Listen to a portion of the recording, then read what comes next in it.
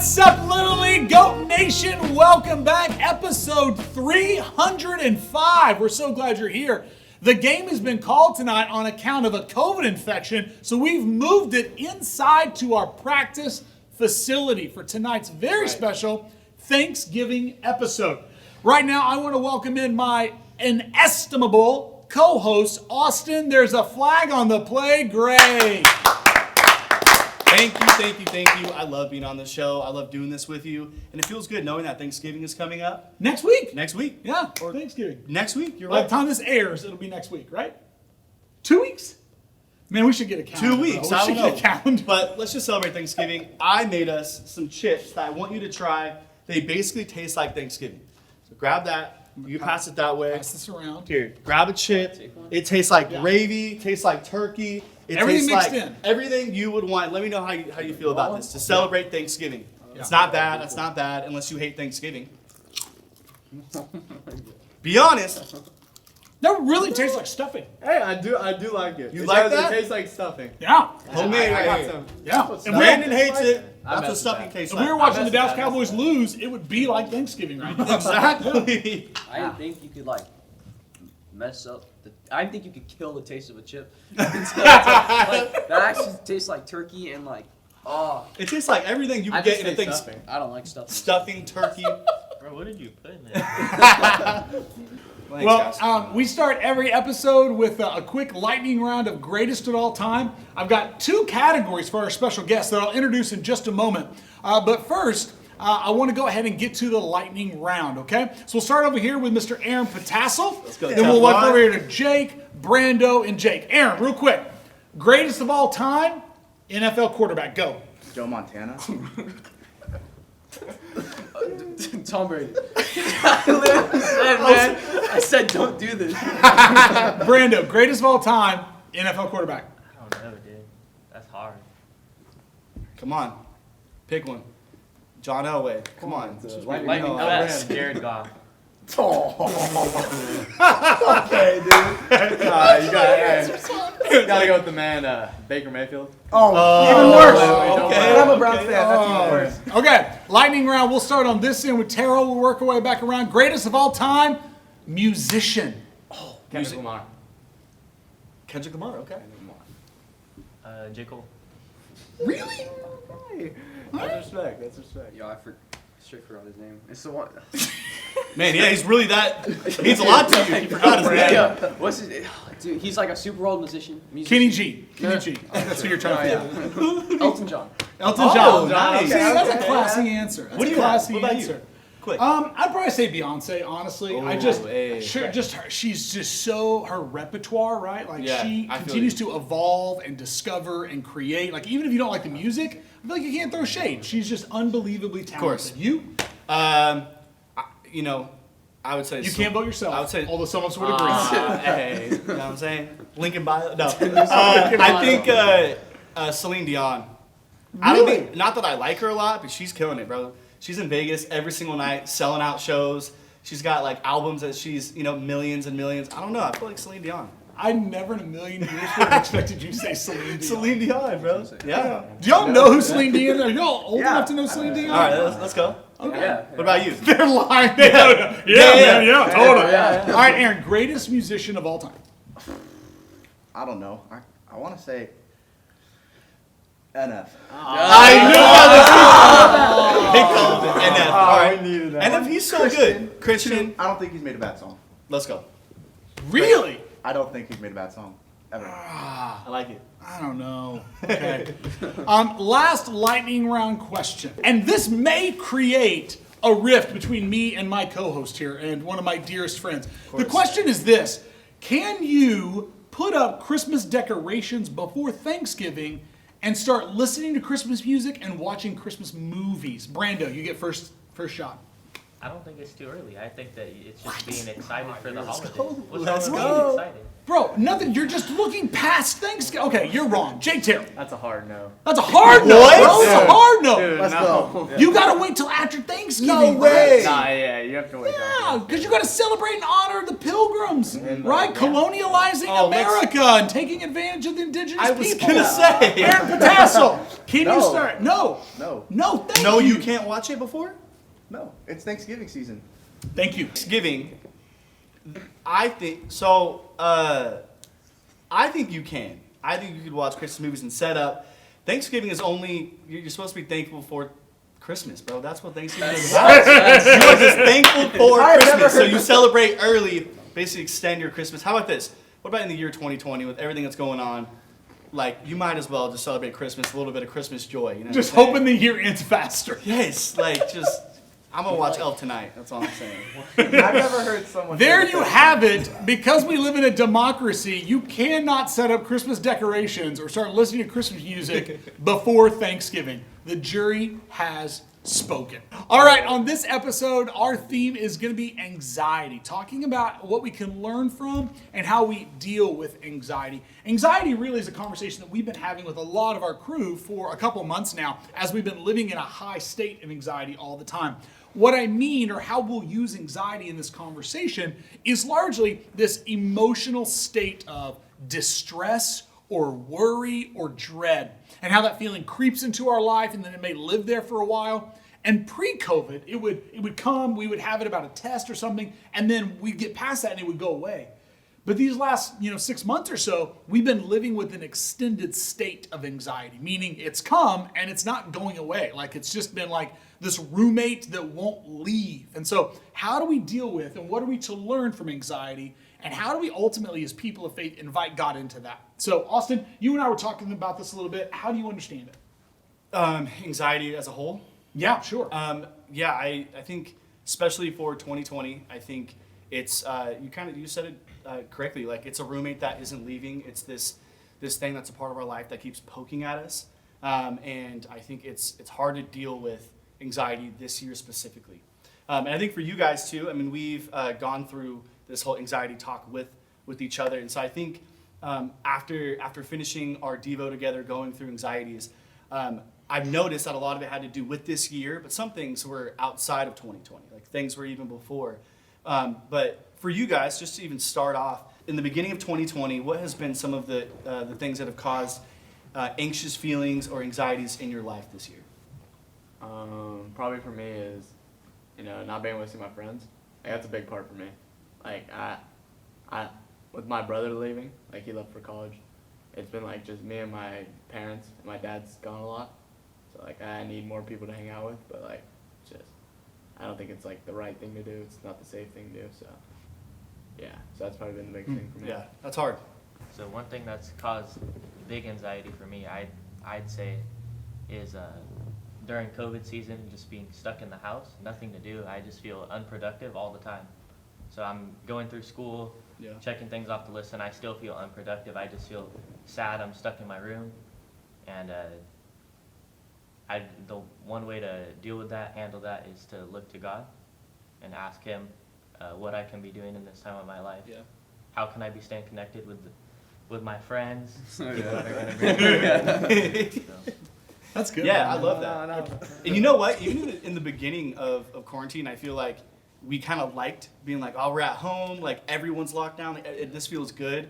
Because a lot of us, like in the beginning, maybe last year, was probably like, I wish we could be home more. Like, I wish we didn't have school. But after like the first month, going to the second month, and then your summer's kind of taken away, like no summer camps, no youth group. At some point, it goes back to you sitting in your room trying to figure out what, how to deal with this time that you have. That's good. That's good. Brando, I love that answer because it was something I thought about a couple months ago where the metrics or categories that we use to measure being productive are all taken from us.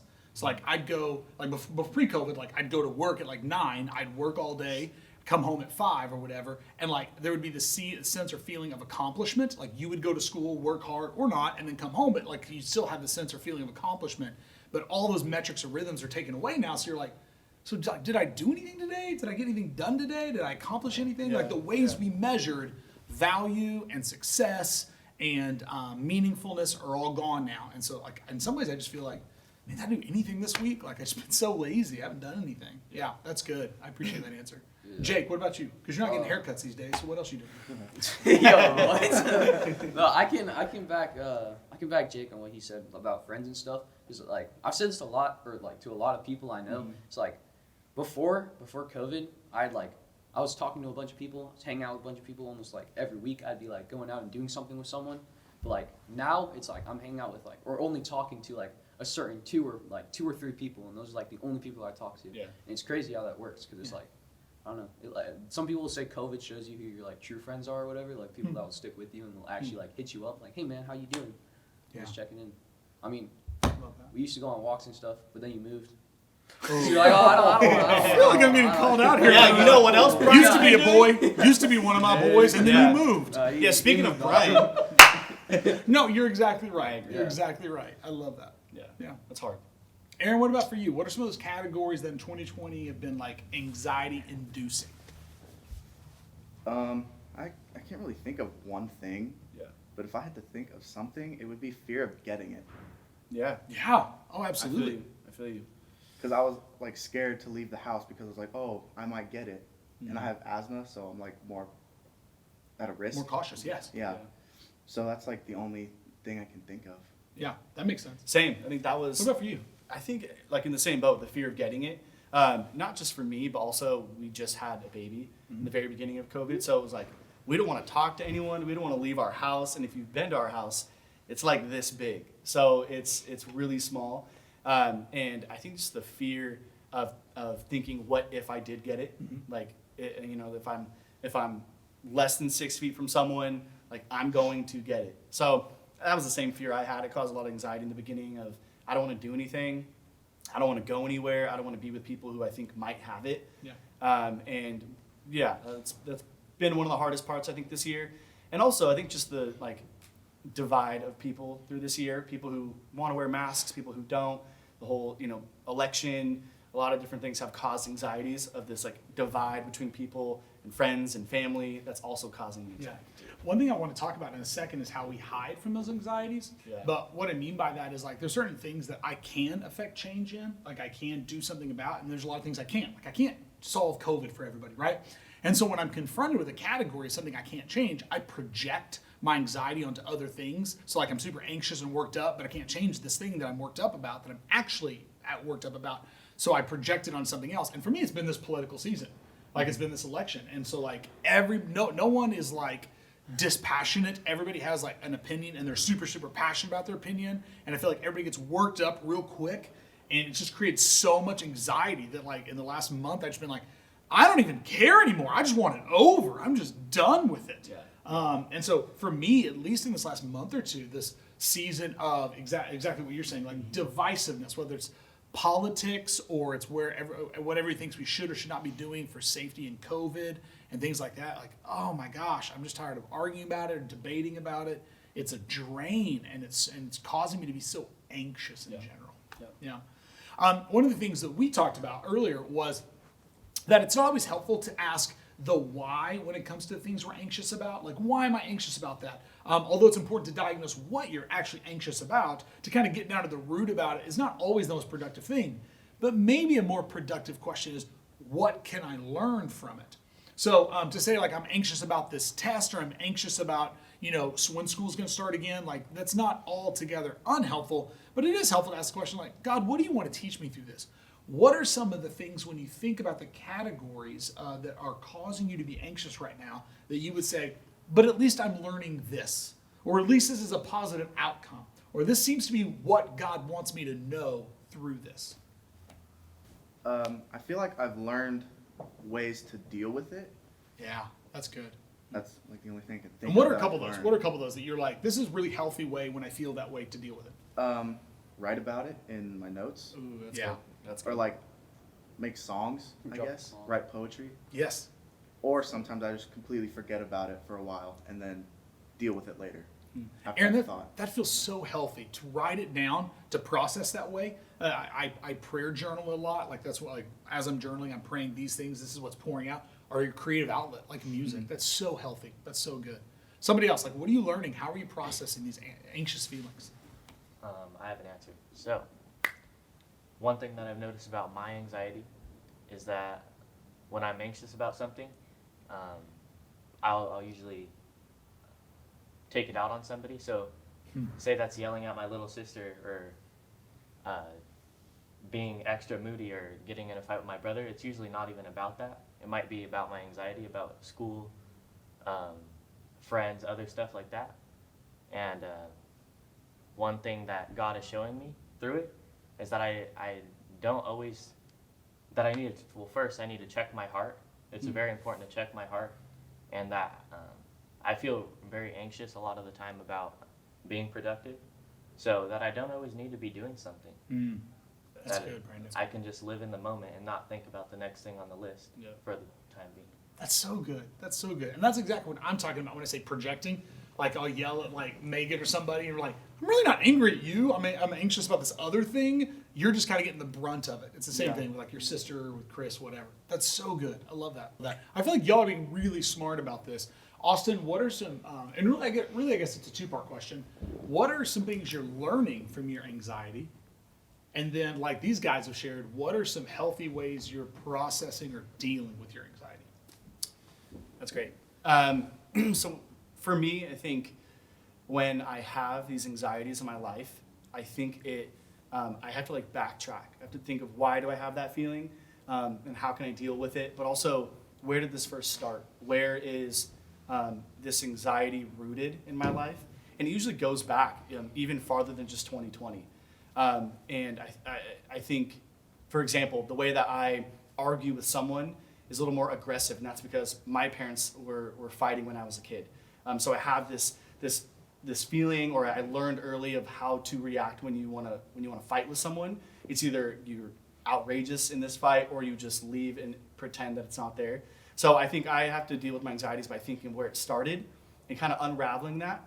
And like you guys mentioned, for me, it's communicating. It's being honest and being open with someone that you can trust and care about and care for each other in the same way, to let them know how you truly feel. And I have several people in my life who I could talk to, but it's that step you need to take to tell yourself that I need to do this for my own life, my own just being open with people, trying to decide who you're going to talk to. And taking that next step that it's going to help your relationship with them and your own life, your own spiritual walk, your relationship with God, understanding that God has it in control. He wants you to give it to him. He says, don't worry about it. No worries. I got you. Understanding that, and then moving forward with talking about it, being open, being truthful, being honest with someone while you're struggling with this. And honestly, when you do that, you might find some other people who are struggling with the exact same thing. I really like that. One thing you said that is probably better words for how I'm feeling is anxiety for me manifests in a shorter fuse. Where like pre-COVID, like you could have said something to me that like hurt my feelings or whatever, and I was able to brush it off, right? Like, whatever, he didn't mean to be rude, or he doesn't know that hurts my feelings or whatever. And for the most part, I was able to like brush it off and move on. Yeah. But now, my fuse is like this long, and so you'll say something, I'll be like, why you gotta say it like that, Brandon? Why are you so rude, dude? Why, whatever. Like I just blow up with a really short fuse, and that's again because I'm anxious about all these other things. The outgrowth or like the practical, what it looks like is like, so now I feel like I have this really short fuse. And so I try to recognize, man, my fuse is getting shorter and shorter today. I need to take some time. I need to take some time and think about what I'm being anxious about and process it.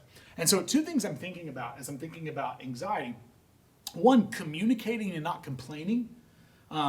Several of you mentioned that, like having an outlet to communicate that anxiety, whether maybe if you're more of an introverted person, a creative outlet like writing music or journaling or something like that's really helpful. Or like several of you guys said, having someone to call and be like, man, Jake, I'm just struggling right now. Like this guy I work with, he wears this stupid red jacket all the time and he's just frustrating me. Would you just pray for me? I want to love him and I want to be kind to him. And sometimes he says things and I'm like, I don't understand what you mean by drip. I just feel stupid now. And so like, And so, to be able to communicate to a friend and say, like, this is what I'm anxious about, but not always complain, right? Not just run this guy into the ground or whatever. So be cautious about communicating or complaining. But the other one that I think is really helpful is where you're most anxious is where you trust God the least. So maybe when it comes to friends and not seeing friends and relationships, are you trusting God with your relationships? I don't just mean dating relationships, maybe friend relationships. Or maybe it's like getting things done. Have you invited God into the space of like, am I really just what I do? Or, if it's like getting COVID, do I really trust God with my health and my family's health? Does that make sense? It's like where you're most anxious, am I trusting God? And for Brian, largely right now, that's about a lot of things about the future that he can't figure out or do. And so am I trusting God in these areas? That's super good. I know a lot of y'all that are watching right now are probably saying you're in the same boat. Like all 6 of us up here, 1, 2, 3, 4, 5, 6. Yeah, all 6 of us up here are admitting we're in an anxious place and we're dealing with this, that it's the roommate or the house guest that just won't leave. So if you're feeling anxious this week, Austin and I have 2 tips that we want to offer that maybe can help alleviate some of the anxiety you're feeling right now. Austin, you go first. The first one would be to find someone safe to talk to. I think everyone needs someone to talk to when it comes to anxieties. I think you feel way better when you're able to talk to someone, and that goes back to someone who is safe. I mean that with at first a youth worker, one of us, someone, an adult in your life. I would say start there. That is where in my life I've had older people and adults who have gone through a little bit more life experiences who can help me through that. And then also you have friends around you who you can talk to as well, because you're probably in the same boat as them. You're all doing school online. You're all, not playing sports. You could be not hanging out with friends like you guys said. You have friends who you can talk to who are on the same boat with that. So find someone safe to talk to, and you'll see your anxieties kind of unravel when you start to relate to someone. Yeah, that's really good. And that follows up on which is my second tip, which is be aware of when you're in a really high anxiety place of the places you go to hide. The places you go to hide. And we all do this. I don't care who you are. The healthiest is to have safe and good places to hide.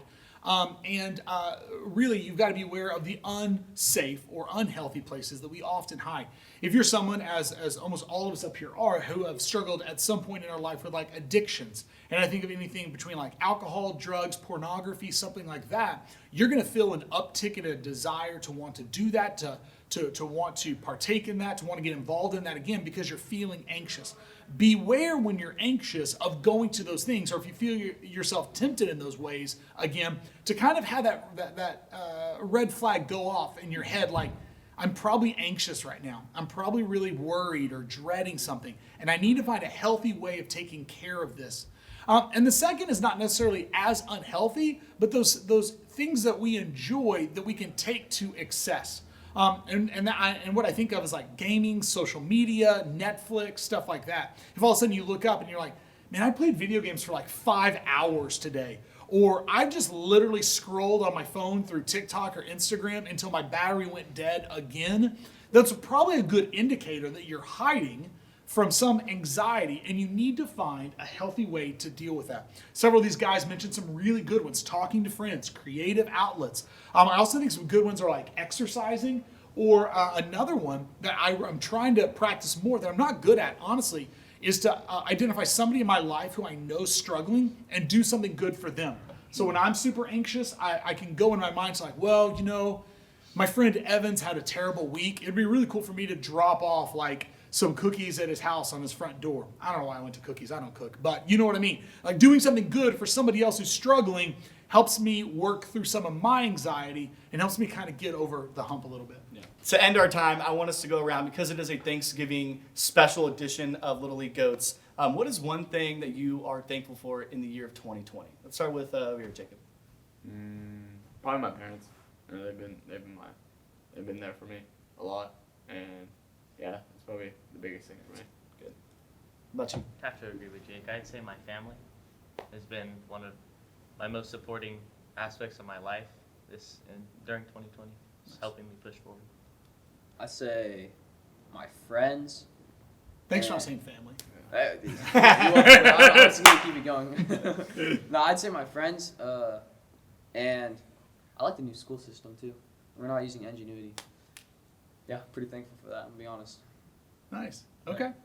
I'd probably say I'm really glad for it's made me more appreciative of little things as we get them back in quarantine. Meaning, like now Megan and I can like go to a restaurant for dinner, even if we like had to wear masks to the table or whatever, and we're outside, or like church is now meeting again. And man, church is just so important for me to like anchor my spiritual life, like coming to church and worshiping and hearing a sermon or whatever. Like we're doing that again. So like I'm really grateful for the little things we've gotten back from the pandemic that make life feel a little bit normal. I agree. That's good. For me, it would be, I think, although this year has been crazy, Lexi and I are able to work from home with Sailor. Now we've spent the first 7 months of her life being home with her every single day. So I'm just thankful that this time off, or not really off, but this different work schedule has allowed me to spend more time with my daughter at home. So very, very thankful for that this year. What about you? I was gonna say family and my boys. That's all right. You can No, be say it. good. No, I got you. That's good. I'm also thankful for football. Fair. Nice. Yeah, why?